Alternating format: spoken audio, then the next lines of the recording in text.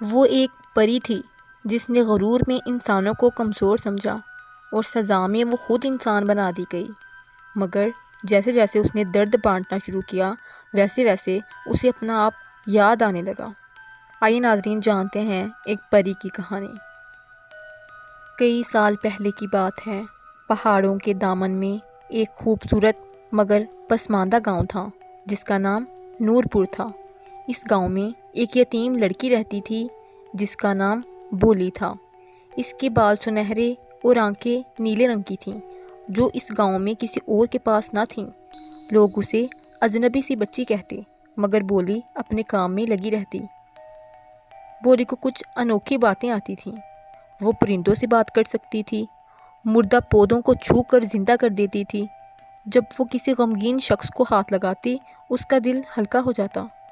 گاؤں کے لوگ پہلے تو اسے عجیب سمجھتے تھے، کچھ تو اسے چڑیل بھی کہتے، مگر جب اس کی مدد سے فصلیں اچھی ہوئیں، ایک بچہ جو مرنے کے قریب تھا جی اٹھا اور ایک نابینا عورت نے خوابوں میں روشنی دیکھی تو سب حیران رہ گئے۔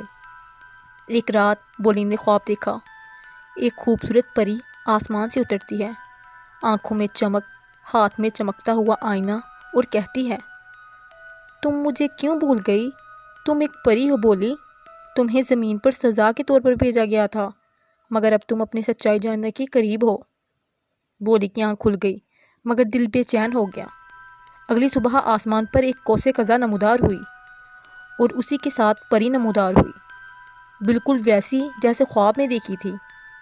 پری نے سب گاؤں والوں کے سامنے بولی کو بتایا، یہ بچی دراصل ہماری پریوں کی شہزادی تھی، مگر اس نے غرور کیا، اپنے علم پر فخر کیا اور ایک کمزور پری کو نیچا دکھایا۔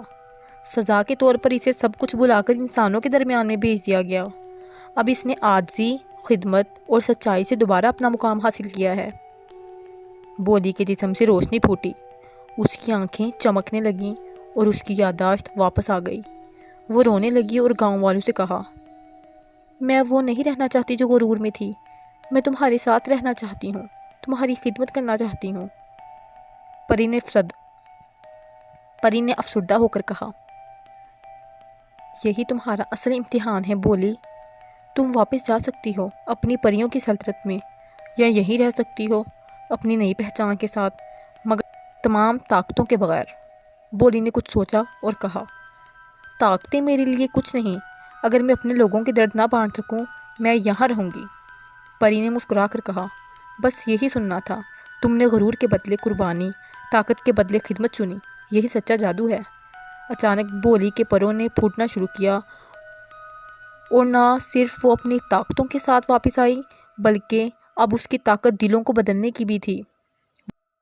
گاؤں کے لوگ اب اسے پری بولی کہتے اور بولی سب کو سکھاتی ہے، طاقتیں تمہیں خاص نہیں بناتی، تمہارا کردار بناتا ہے، غرور سب کچھ چھین لیتا ہے اور عاجزی سب کچھ واپس لا دیتی ہے۔ تو دوستو اس کہانی سے ہمیں یہ سبق ملتا ہے، اصل طاقت وہ نہیں جو تمہیں دوسروں پر غالب کرے، بلکہ وہ ہے جو تمہیں جھکنا سکھائے، معاف کرنا سکھائے اور دوسروں کا درد محسوس کرنے کی صلاحیت دے۔